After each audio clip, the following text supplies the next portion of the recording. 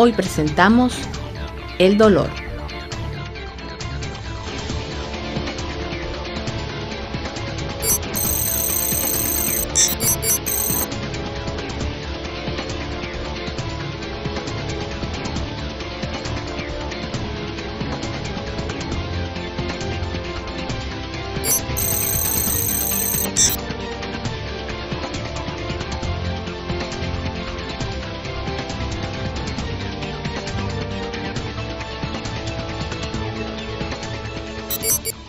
Como seres humanos hemos sentido dolor y siempre hemos tratado desde nuestra perspectiva solo buscar alivio, pero detrás de lo que sentimos físicamente, unos en mayor grado que otros, en el proceso del dolor y de su posterior alivio o desaparición, interviene toda una serie de sistemas que tienen una explicación para todo lo que el ser humano siente.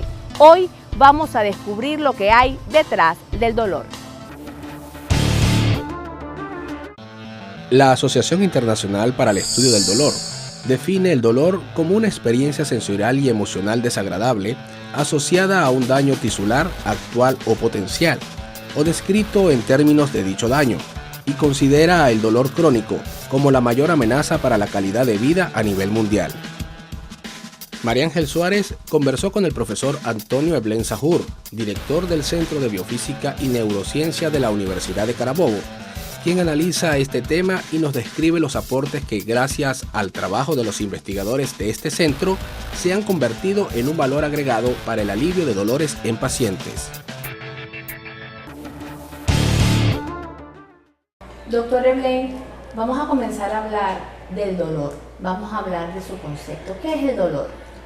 El dolor es todas las reacciones, es un concepto de integración, son todas las reacciones de nuestro cuerpo ante una lesión real o potencial, y es multifactorial, es decir, en cada una de esas reacciones hay una inmensa cantidad de factores que interactúan para dar esa respuesta. Cuando preparaba el programa, mi paradigma sobre el dolor siempre se refirió a que el dolor es muy malo por sentirlo, y siempre lo asocia a algo físico, a un golpe, una quemadura, una irritación, una inflamación. ¿Estoy en lo correcto? ¿Por qué el cuerpo humano siente dolor? Sí, el dolor es algo interesante porque, contrario a lo que todos creemos, que el mundo feliz es aquel en donde no hay dolor, el dolor es algo necesario para vivir.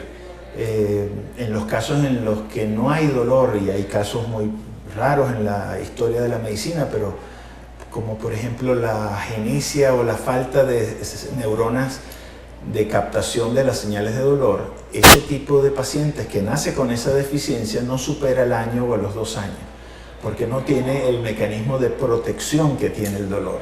Si no tuviéramos dolor, no inmovilizaríamos una fractura, que es la que uno lo obliga a evitar el movimiento. Y ante eso podríamos seguir moviendo y tendríamos una complicación de la fractura, como una rotura de un vaso sanguíneo o de un nervio. Si usted tiene un hematoma y una lesión visceral y no siente dolor, usted seguiría caminando, seguiría realizando sus actividades, y eso empeoraría. Sigue haciendo daño. Sigue haciendo daño. Si usted no se detiene porque tiene dolor por una piedra en el zapato, seguiríamos caminando con la piedra, y al cabo de la noche, cuando uno se retira el zapato, tendría una úlcera directo hasta el hueso, porque no hubo el mecanismo de protección que es el dolor. ¿Pudiésemos decir que el dolor es el límite para el cuerpo humano? ¿Es un límite para el cuerpo humano? Hasta aquí llego porque me duele mucho, hasta aquí llego porque me hago más daño.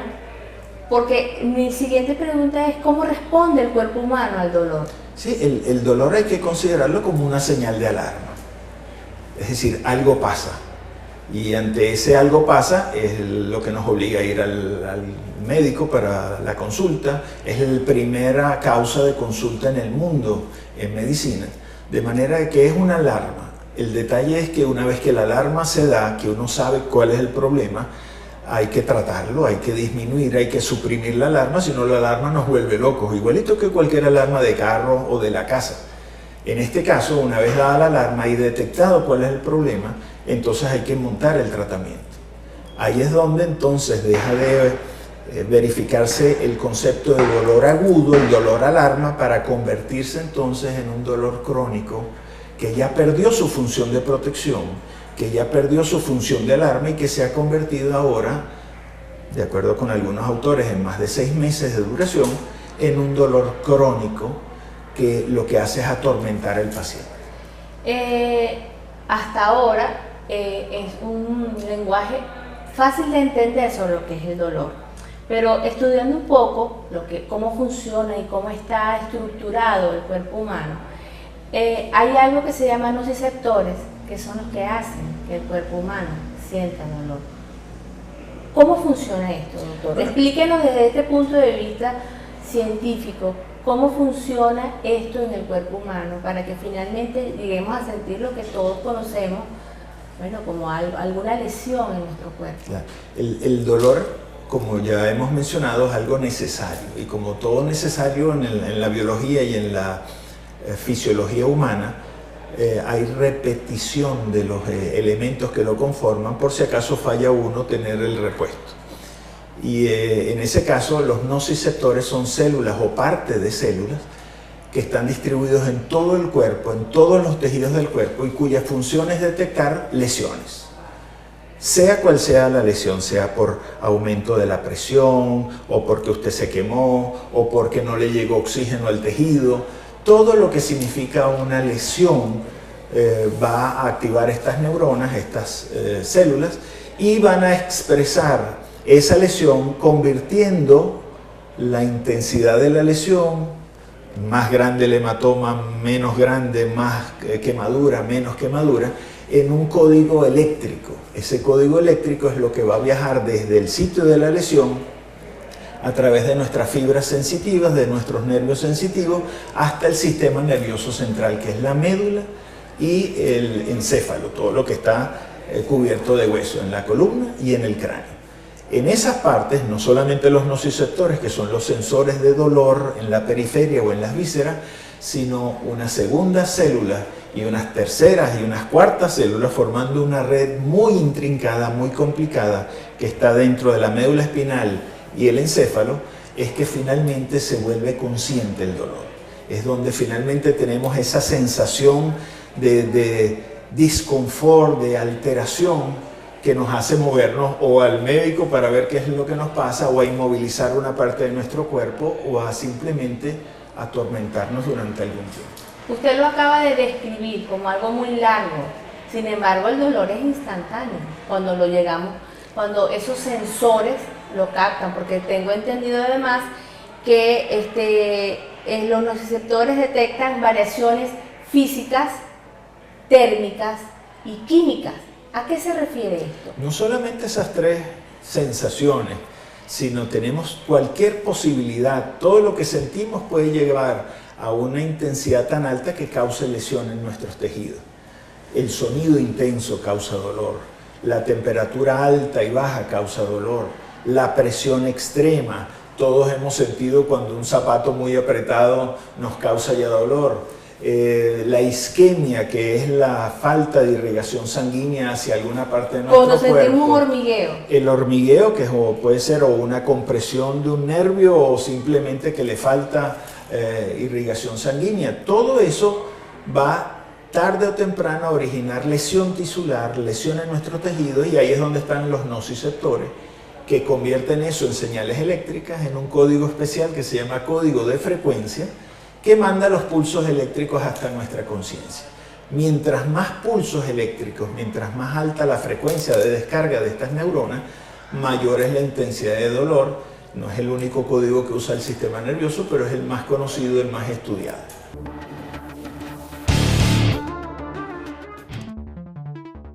La clasificación del dolor se puede hacer atendiendo a su duración, patogenia, localización, curso, intensidad, factores de pronóstico de control del dolor y finalmente, según la farmacología. Por ejemplo, el dolor agudo tiene un tiempo limitado con escaso componente psicológico, mientras que los crónicos, su duración es ilimitado y se acompaña de componente psicológico.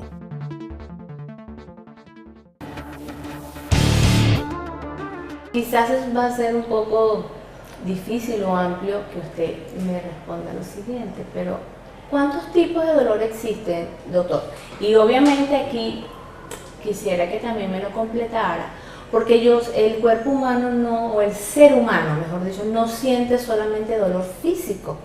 También hay dolores que producen la pérdida de un ser querido, el desamor, una tristeza profunda. ¿Es posible sentir dolor físico provocado por esto? Claro, eso fue incorporado al concepto de la OMS, de la Organización Mundial de la Salud, a través de su área de competencia, que es la Asociación Internacional para Estudio del Dolor, en el concepto de dolor, que es, como si recuerdan al principio que les mencioné, es la reacción de tu cuerpo ante una lesión real o potencial. Es decir, no hay una agresión física, es potencial, puede ser psicológica, puede ser social, y generar igual una reacción similar a la de un corte, una quemadura, una fractura. Eso se ha esquematizado de forma docente en clasificar al dolor en dos grandes, más bien etapas que tipo. Una etapa de dolor agudo, clásica, que todos hemos experimentado, donde hay una lesión física y duele en ese momento y uno sabe dónde se golpeó y en qué extensión, y que te permite reaccionar rápidamente, como retirar el dedo cuando uno se machuca con un martillo o se quema. Son reacciones inmediatas que te permiten evitar que se agrande, que se empeore la lesión. Y luego pasamos a una etapa llamada dolor crónico, en donde la lesión ya no es tanto en la periferia, en la víscera, sino es dentro del sistema nervioso, donde se alteran los circuitos de control del dolor y donde inclusive sin la ausencia de una lesión periférica, usted puede tener dolor. Ejemplo, una persona con una hernia lumbar, después de 10, 15 años decide al fin operarse, se opera perfectamente, se le retira la hernia y sin embargo sigue el dolor. ¿Qué pasó ahí? Si ya la lesión fue retirada. Bueno, en esos casos la circuitería, la conexión del sistema de modulación de control del dolor se traslocó después de tantos años de ese dolor estimulatorio durante tanto tiempo, se reconectó, y aunque usted desconecte la lesión primaria, ya el circuito encendió. Es como un carro que usted encienda, y eso hace que las células durante tantos años se vuelvan más excitables, se vuelvan muy parecidas, si no lo mismo desde el punto de vista científico, a una célula epiléptica. La diferencia es que está en el sistema sensorial, y al ser en el sistema sensorial no hay convulsión, no hay movimientos motores como uno ve en una persona con epilepsia. Lo que hay es la sensación persistente del dolor. El alivio del dolor físico ha sido motivo de múltiples estudios científicos, en los que se ha puesto de manifiesto que las terapias para el alivio de un dolor crónico o agudo no solo son con fármacos, sino también aprendiendo a respirar, liberando estrés y tratando de conseguir y mantener un equilibrio mental. ¿Hay o no hay esperanza para las personas? Sí, cómo no, gracias a la ¿Cómo investigación. se trata este tipo de dolor crónico? Por ejemplo, ya que toca, y sé que muchas personas son operadas de hernias lumbares y sin embargo continúan con ese dolor, inclusive llegan a sentir corrientazos en la pierna. Sí. Entonces, de allí, doctor, que la gente diga, no, yo no me voy a operar. No me voy a operar porque voy a seguir en lo mismo. ¿Es esto cierto? Vamos a hablar un poco de esto, porque de verdad es elevado el número. Los conceptos de agudo y de cronificación no son solamente con fines académicos, sino que también tienen tratamientos diferentes. En los casos de dolor agudo, pues es lo que todo el mundo ha visto: tomar un antiinflamatorio, tomar un analgésico de los que ya conocemos, acetaminofén, ibuprofeno, etcétera, etcétera. Todos ellos van a atacar las sustancias químicas que se originan en el sitio de la lesión y que se mantienen en el sitio estimulando los nociceptores, las células esas de dolor. Si usted bloquea la producción de esa sustancia, las neuronas sensitivas no van a detectar nada y usted alivia el dolor, alivia la inflamación, alivia la respuesta inmunológica también, porque comparte muchos de los detalles inmunológicos. De ahí viene lo del componente neuroinmunológico del dolor. Pero eso funciona en los cuadros agudos, en los traumatismos, en las quemaduras. ¿Qué pasa con el dolor crónico? Donde la lesión ya no está solamente, o a veces ni siquiera está en la periferia, sino que está dentro del sistema nervioso, donde luego de muchos años y muchos meses una neurona cambió su forma de actuar y se volvió epiléptica. Epiléptica en el sentido de que no es para una convulsión, sino para mantener una sensación dolorosa que no tiene ningún sentido, que no te va a proteger, al contrario, te está torturando. En ese caso, el tratamiento es totalmente ineficaz, darle el mismo tratamiento que en el dolor agudo.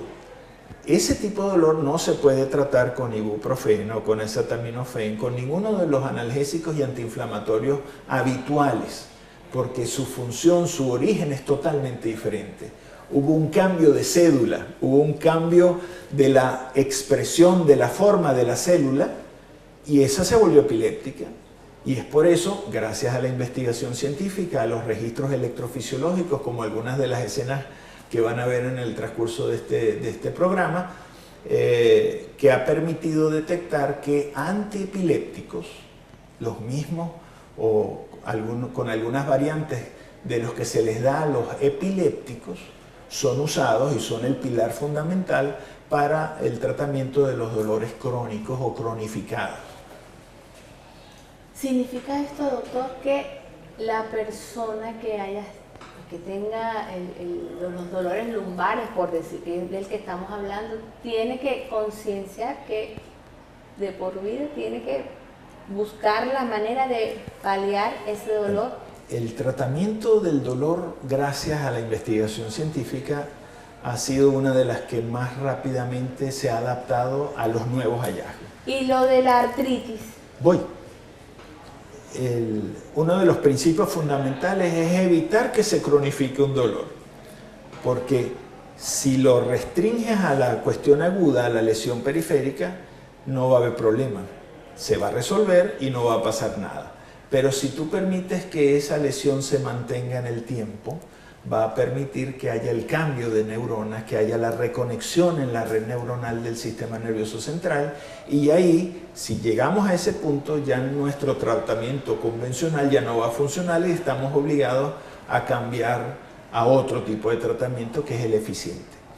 Pero volvemos al punto, el dolor es multifactorial. No vaya a pensar usted, querido televidente, que con una pastillita o con un solo tipo de tratamiento usted va a resolver el problema crónico, ni siquiera el agudo.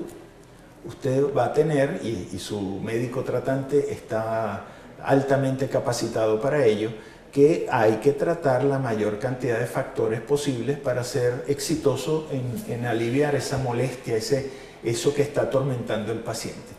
Y ahí vienen entonces los componentes sociales y los componentes intelectuales, donde saber respirar, donde hacer ejercicios, donde hacer fisioterapia, donde tener una tranquilidad mental desestresada o por lo menos consciente de su propio estado, van a contribuir al tratamiento farmacológico o de fisioterapia que su médico tratante le va a instaurar.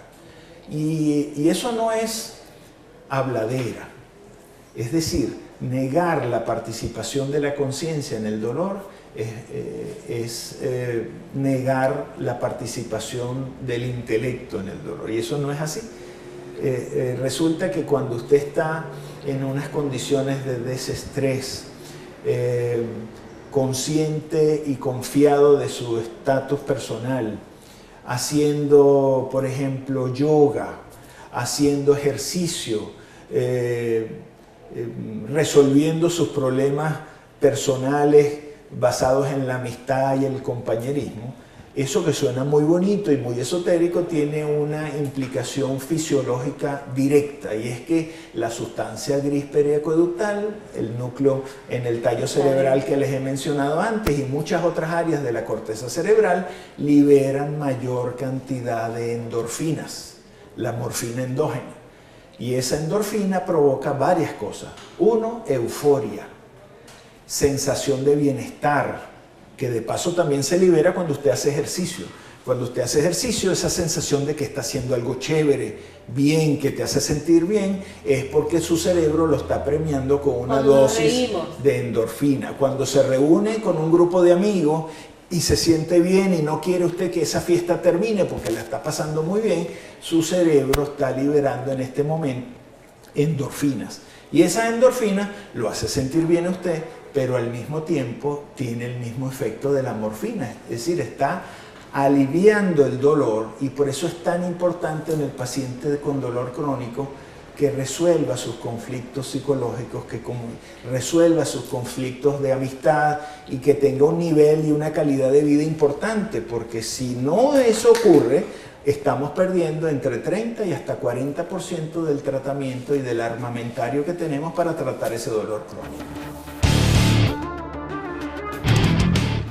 El Centro de Biofísica y Neurociencia de la Universidad de Carabobo ha generado en los últimos 20 años más de 80 publicaciones indexadas que la hacen referencia a nivel internacional por su importancia e impacto en las terapias de dolor que reciben los pacientes.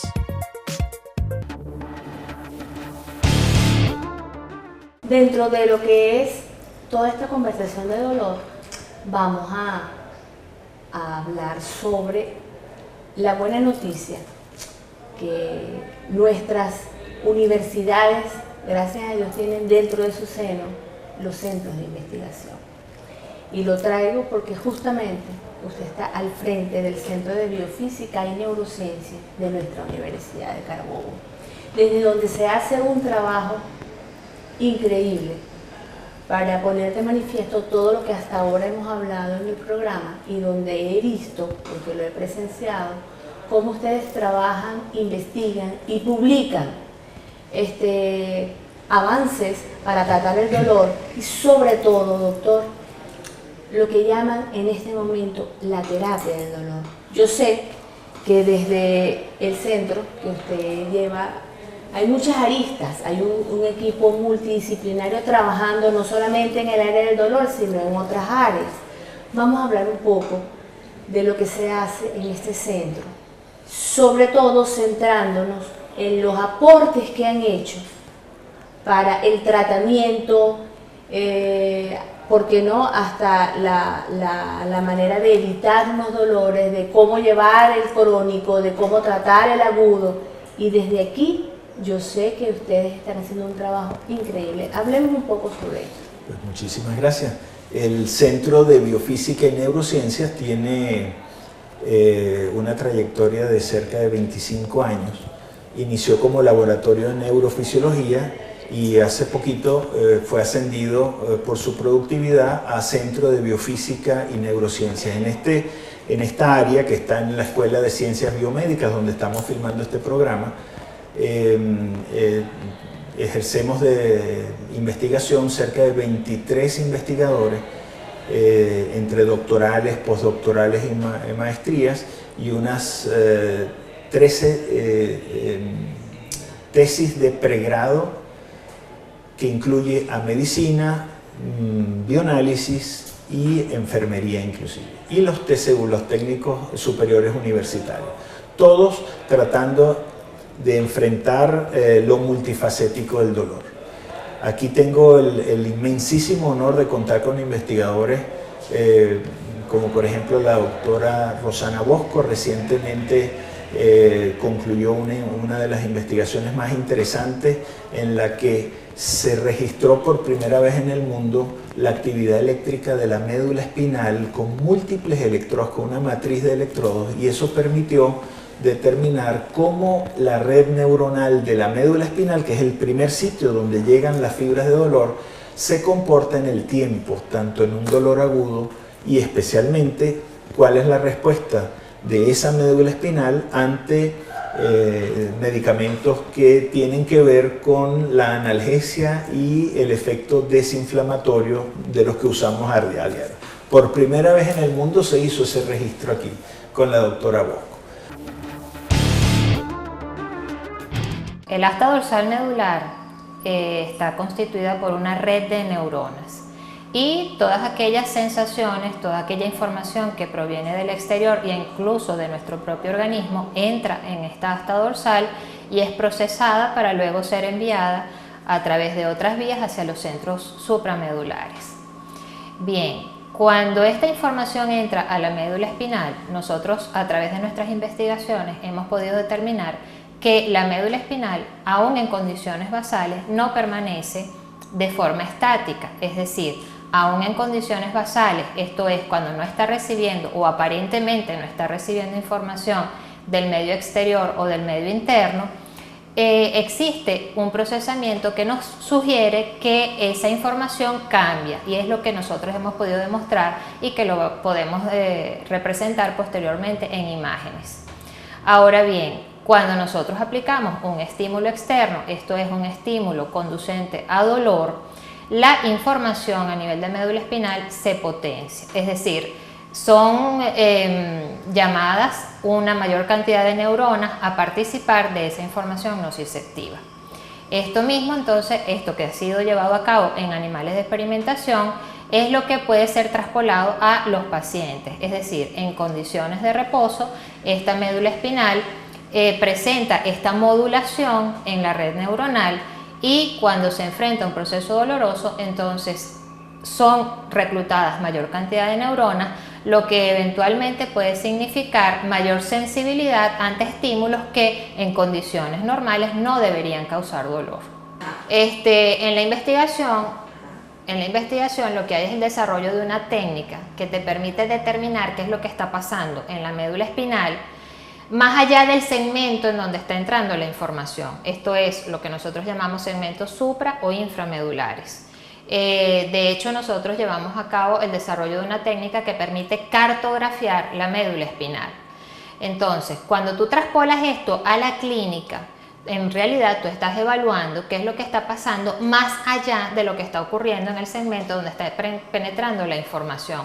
Por supuesto que esto a la larga hay que condicionarlo con la administración de fármacos o con la administración de terapias que van a tratar de resolver problemas que eventualmente son agudos, pero más allá de eso son problemas dolorosos crónicos, ¿verdad? Que evidentemente van a solventar la situación de este paciente. Tenemos también el inmenso honor de contar con el doctor José Meléndez, ya magíster en fisiología, ahora doctor en fisiología del Instituto Venezolano de Investigaciones Científicas, profesor de nuestro departamento también, quien investigó algo interesantísimo y recientemente salió o va a salir una de sus publicaciones en una revista de altísimo impacto en el mundo, y es cómo los sistemas de modulación del cual hemos hecho referencia en nuestra conversación se activan ante un segundo dolor, algo interesante que fue descrito hace muchos años, pero que ahora está demostrando él que los detalles de cómo ese sistema se activa. Y me explico muy brevemente: cuando usted tiene un dolor por un estímulo doloroso, si en simultáneo o previo a él hay otro estímulo doloroso, ese segundo estímulo disminuye la respuesta al dolor. Es algo así como que un clavo saca otro clavo. Lo he escuchado. O se llama, claro, en términos científicos, de hecho, cuando duele la cabeza, algunas personas se dan en un punto de o se pellizcan, o se funciona. rascan, y eso se llama analgesia por contrairritación. Es decir, un segundo dolor inhibe la respuesta al primer dolor. En el caso de la modulación de dolor, llama mucho la atención o ha sido objeto de estudio la médula espinal, considerando que el asta dorsal es la primera estación de procesamiento, modulación y retransmisión de la señal que viene tanto de la periferia como de las diferentes vísceras que conforman el organismo. De manera que es allí donde varios circuitos se han descrito hasta ahora modulan esa entrada aferente.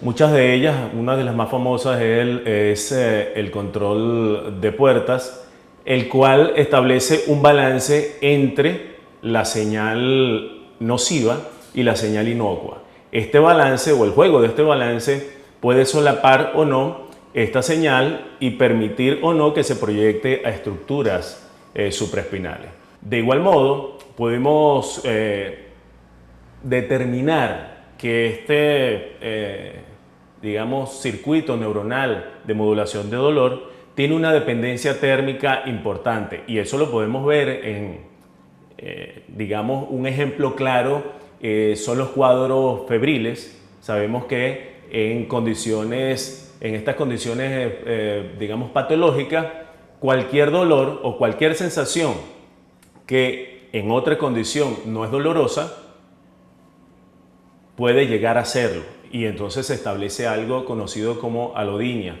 o una sensación medianamente dolorosa se puede exacerbar, entonces apareciendo la hiperexcitabilidad. Entonces, estos mecanismos también son alterados por los cambios de temperatura corporal. Nosotros pudimos determinarlo en nuestro trabajo. De igual modo, este mecanismo también tiene una respuesta interesante frente a antiinflamatorios no esteroideos. Precisamente la actividad, de modo paradójico, se incrementa en esta red neuronal de asta dorsal, cosa que iría en contra de lo que precisamente está establecido. Usted toma un analgésico para disminuir la señal de dolor, y eso es lo más obvio. Disminuye la sensación de dolor y se debe a que la señal se disminuye. Pues en el asta dorsal nosotros hemos determinado, o nuestros trabajos lo sugieren, que de modo paradójico esta actividad se ve incrementada.